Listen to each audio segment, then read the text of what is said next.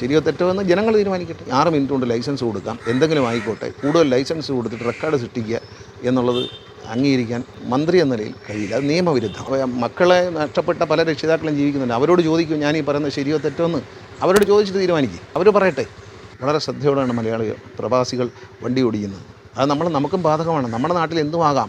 Gulf രാജ്യങ്ങൾ നോക്കൂ, ഒരാളെ അപകടപ്പെടുത്തി മരണപ്പെട്ടാൽ പിന്നെ നമ്മൾ ജയിലിലാണ്. വളരെ സൂക്ഷിക്കണം. ഇത് കേന്ദ്ര നിയമമാണ്, സംസ്ഥാന നിയമമല്ല. ഗണേഷ് കുമാറിൻ്റെ ഇത് പ്രചരിപ്പിക്കുന്ന ഒരു കാര്യം, മാതൃഭൂമി ഓൺലൈൻ സ്ഥിരമായി പ്രചരിപ്പിക്കുന്ന ഒരു കാര്യമുണ്ട്. ഗണേഷ് കുമാറിൻ്റെ പരിഷ്കാരമല്ല. ദയവീത് സുഹൃത്തെ മനസ്സിലാക്കൂ, അതൊരു ചർച്ചയാണ്.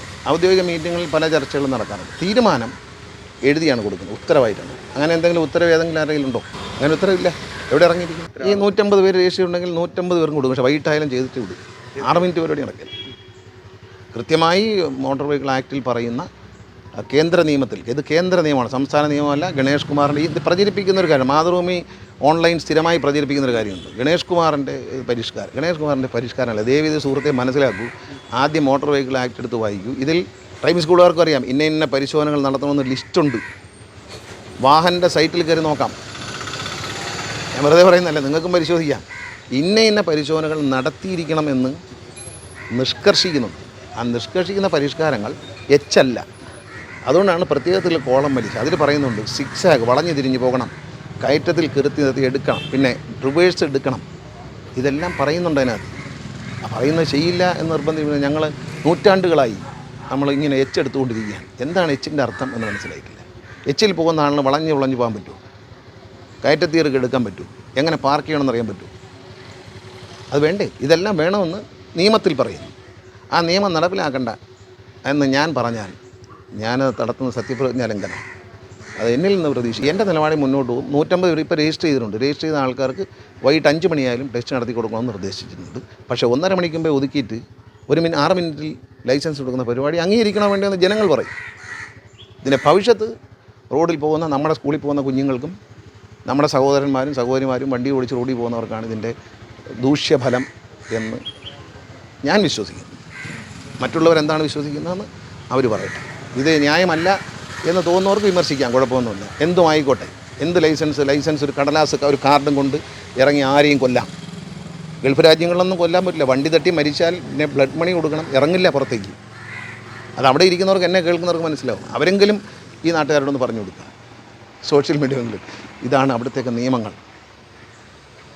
ഇതൊക്കെ റോഡിൽ ഒരു രോഗം വന്ന് കേരളത്തിൽ മരിക്കുന്നതിനേക്കാൾ കൂടുതൽ ആളുകൾ ഇന്ത്യയിൽ റോഡിൽ മരിക്കുന്നു, അപകടത്തിൽ. അത് ഒഴിവാക്കണ്ടേ?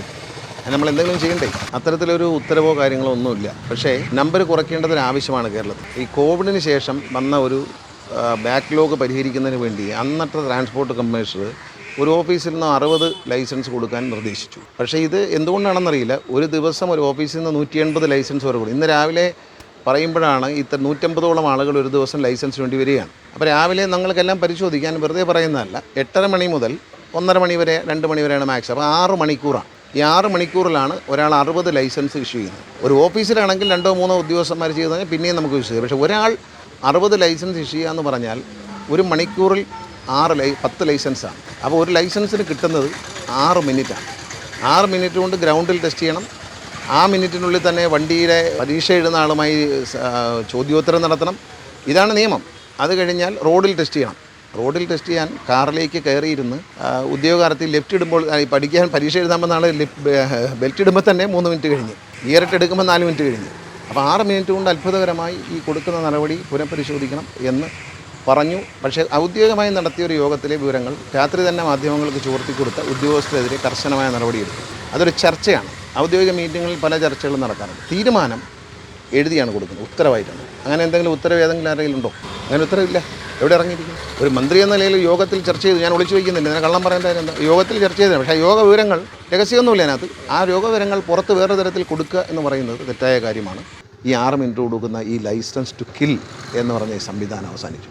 ലൈസൻസ് ടു ഡ്രൈവിനല്ലേ, ഡ്രൈവിംഗ് ലൈസൻസ് അല്ലേ, അല്ലെ കില്ലിങ്. ജെയിംസ് ബോണ്ടിൻ്റെ പടത്തിൽ പറയും ലൈസൻസ് ടു കിൽ എന്ന് പറയും. ആരെയും കൊല്ലാനുള്ള ലൈസൻസ്, ആരെയും കൊല്ലാവുന്ന ലൈസൻസാണ്. നിങ്ങൾ ഗൾഫ് രാജ്യങ്ങൾ നോക്കൂ, ഒരാളെ അപകടപ്പെടുത്തി മരണപ്പെട്ടാൽ പിന്നെ നമ്മൾ ജയിലിലാണ്. വളരെ സൂക്ഷിക്കണം. അതുകൊണ്ട് വളരെ കെയർഫുള്ളായിട്ടാണ് അവിടേക്കുള്ള ആളുകൾ വണ്ടി ഓടിക്കുന്നത്. വളരെ ശ്രദ്ധയോടെയാണ്. പ്രത്യേകിച്ച് ലോകമെമ്പാടുമുള്ള മലയാളികൾ, എല്ലാ രാജ്യത്തും വളരെ ശ്രദ്ധയോടെയാണ് മലയാളികൾ പ്രവാസികൾ വണ്ടി ഓടിക്കുന്നത്. അത് നമുക്കും ബാധകമാണ്. നമ്മുടെ നാട്ടിൽ എന്തുമാകാം. 6 മിനിറ്റ് കൊണ്ട് കൊടുക്കുന്ന ലൈസൻസിൽ 15,000 രൂപയാണ് ഇവർ ഈടാക്കുന്നത് ഒരു വ്യക്തിയിൽ നിന്ന് ഒരു ലൈസൻസിന്. അത് കഴിഞ്ഞ് കൈ തെളിയാൻ എന്ന് പറഞ്ഞ് 500 മുതൽ 1000 രൂപ വരെ ഓരോ മണിക്കൂറിനും വാങ്ങിക്കുന്നുണ്ട്.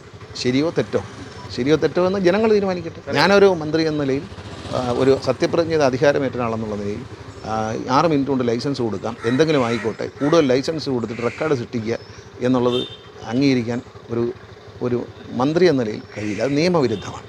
മോട്ടോർ വെഹിക്കിൾ ആക്റ്റിൽ പറയുന്ന എല്ലാ പരീക്ഷണങ്ങളും നടത്തി കൊടുക്കും. അപ്പോൾ ഇതിനകത്തൊരു കൺഫ്യൂഷൻ്റെ കാര്യമില്ല. 180 പേരെങ്ങനെ രജിസ്റ്റർ ആയി എന്നുള്ളവരെ അന്വേഷിക്കുന്നുണ്ട്. ട്രാൻസ്പോർട്ട് കമ്മീഷൻ ഉത്തരവിനെ മറികടന്നുകൊണ്ട് എണ്ണത്തിൽ കൂടുതൽ കൊടുത്തിട്ടുണ്ടെങ്കിൽ ആ ഉദ്യോഗസ്ഥന്മാരെ പഴയ നോക്കി നടപടിയെടുക്കും. ഔദ്യോഗികമായി നടന്ന യോഗത്തിലെ ചർച്ച രാത്രി തന്നെ പത്രങ്ങൾക്ക് ചോർത്തി കൊടുത്ത് സംഘടിച്ച് രാവിലെ വരാനുള്ള സാഹചര്യം ഉണ്ടാക്കിയ ഉദ്യോഗസ്ഥന്മാരെ സർവീസിൽ കർശന ഒരു വിട്ടുവീഴ്ച. കാരണം യോഗം തുടങ്ങുന്നതിന് മുമ്പേ പറഞ്ഞിരുന്നു, ഒരു ഔദ്യോഗിക യോഗമാണ്, ഇതിലെ കാര്യങ്ങൾ പുറത്ത് പറയാൻ ചർച്ച ചെയ്യാനുള്ളതല്ല, നിങ്ങളുമായുള്ളൊരു ചർച്ചയാണ് എന്ന് പറയുമ്പോൾ അത് പുറത്ത് കൊടുക്കരുത്, കർശനമായ നടപടി ഉണ്ടാകുമെന്ന് പറഞ്ഞിട്ടാണ് യോഗം ആരംഭിക്കുന്നത്. അത് പുറത്ത് പോയെങ്കിൽ അത് കണ്ടുപിടിക്കും. ഇന്ന് ഞാൻ പോലീസ് DGP ആയിട്ട് ബന്ധപ്പെട്ടിട്ടുണ്ട്. സൈബർ അന്വേഷണവും നടക്കും. കുറ്റവാളിയെ കണ്ടെത്തും, കുറ്റവാളി സർവീസിലുണ്ടാകും. ഇന്നത്തെ ഈ സമരം എന്ന് പറയുന്നത് സർക്കാരിനെതിരെ ഒരു സമരം ഒരുക്കാൻ സൗകര്യം ചെയ്തു കൊടുത്തത് അഴിമതിക്കാരായ ചില ഉദ്യോഗസ്ഥന്മാർക്ക് പങ്കുണ്ടെന്നാണ് നമുക്ക് മനസ്സിലാക്കാൻ കഴിയും. നമ്മൾ അന്വേഷിക്കാൻ കോമൺ സെൻസ് എന്നൊരു സാധനം മനുഷ്യനുണ്ട്.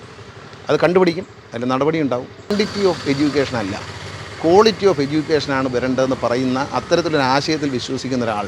ആരുടെയെങ്കിലും മക്കളല്ലേ അവർ വണ്ടി ഇടിച്ച് മരിച്ചോട്ടെ, എനിക്കിത് ബാധകമല്ല. നാളെ ഇന്നത്തെ അനുഭവം നാളെ നമുക്കുണ്ടാവും.